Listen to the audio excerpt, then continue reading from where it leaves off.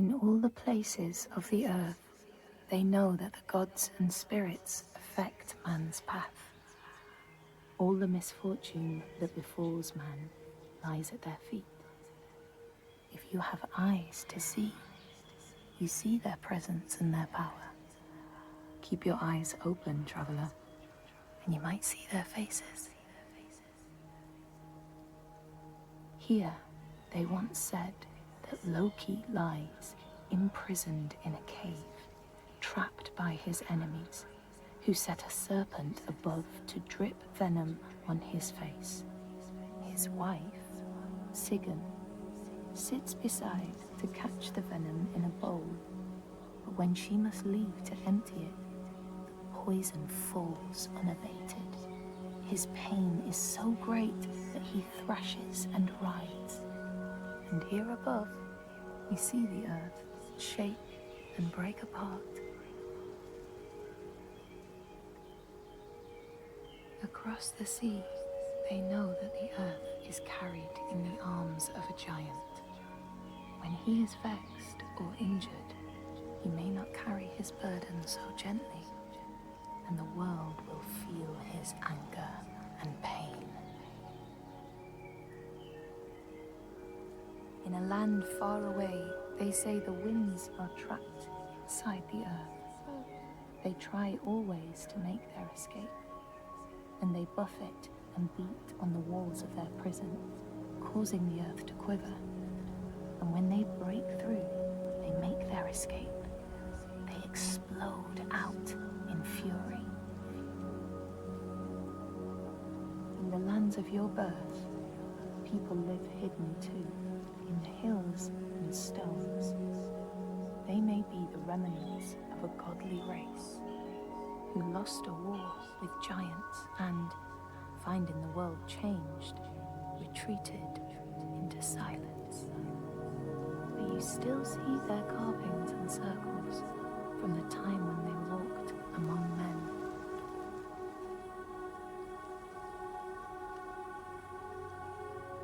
Here, they know that if times are harsh, you may ask of the hidden folk to share their bounty. And if you are strong and wise and good, they may hear your plea and send you aid. But if you are not, or if you do not respect the strictures they lay down, you might have your strife doubled.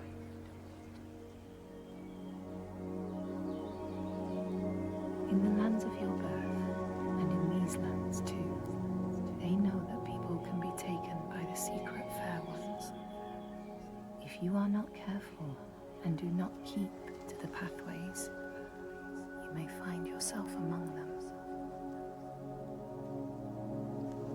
In a land to the east, they know that when a traveler finds themselves lost, it is the fault of the Vadadash, who wait at the crossroads to trick souls passing by. The only remedy is to let your horse lead you home, because beasts have no souls. But if you have no horse, your soul is lost forever.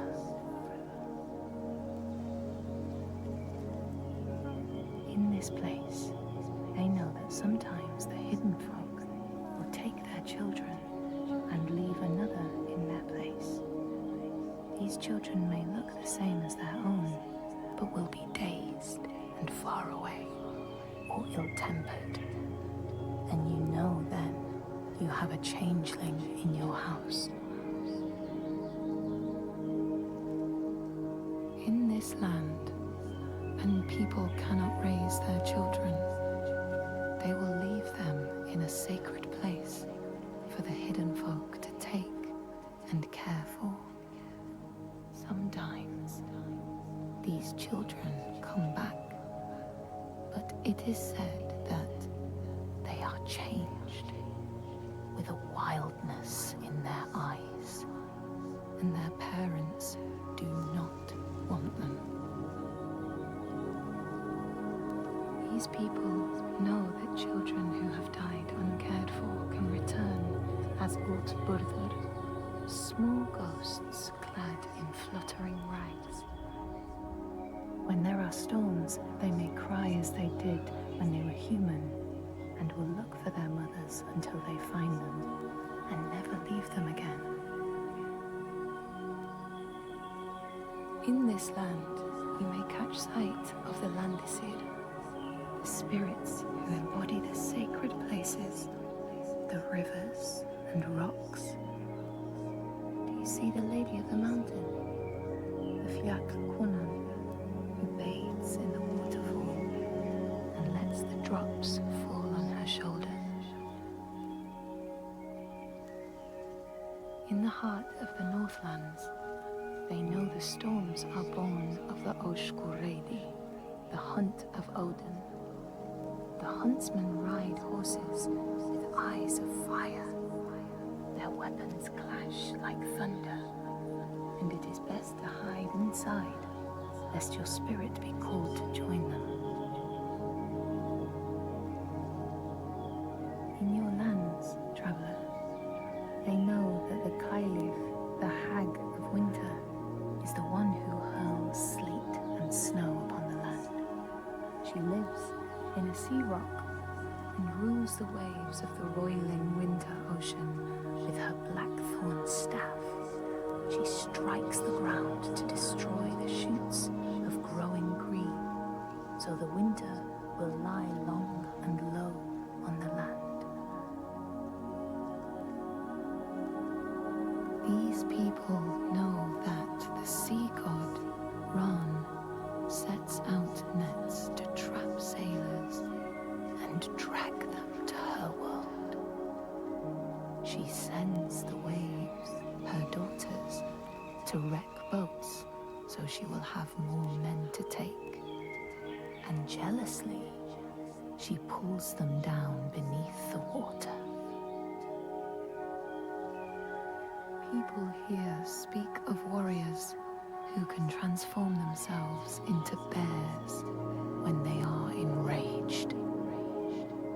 Their skin becomes hide so thick, no sword or spear can break it. When King Hrolfr fought Skald, many people saw a great bear fighting beside him, who killed more men with its paw than any 5 soldiers. Men here will tell of how Jarl Hakon worshipped the giant Thorgerða and sought her aid in the middle of battle when the tide was turning against him. Fleeing to an island, he pleaded with her for aid. She demanded a sacrifice. She rejected all of his offerings until he, at last, killed his own son in sacrifice.